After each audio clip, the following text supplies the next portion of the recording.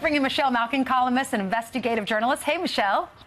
Hi there. Appreciated that intro. Thank you. You. In baseball, you get to pick your own music when you walk up to the plate. Did you pick that song? No, I did not. Okay. One of our producers did. Hey, Michelle, years ago you wrote that book called Invasion, talking about the immigration problems here in the United States. There's a story out this morning. One of the people who was in the caravan has since been released into the United States.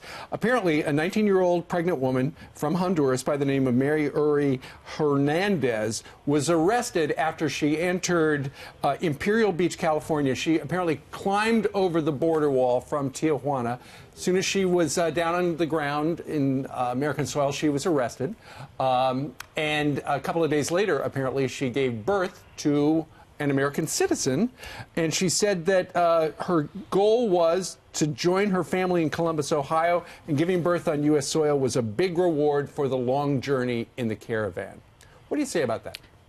Well, that is the anchor baby problem, and President Trump has been right about this. He diagnosed automatic birthright citizenship as one of the biggest magnets and incentives to come here and break the law, and he's been asking Congress to do something about it.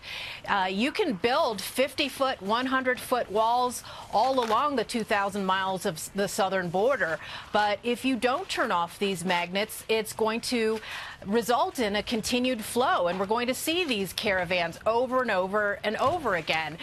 It is time to rethink automatic birthright citizenship. It's an anomaly around the world. There are only 30 nations that have it, and among advanced industrial nations, there are only two, the U.S.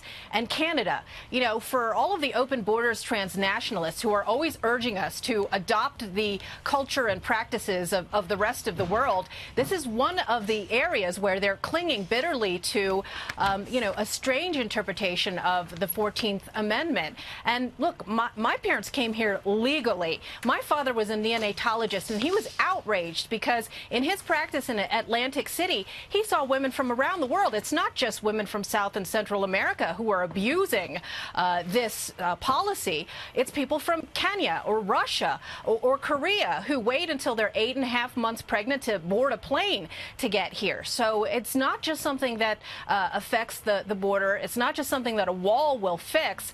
And unfortunately, people in both parties don't want to address it.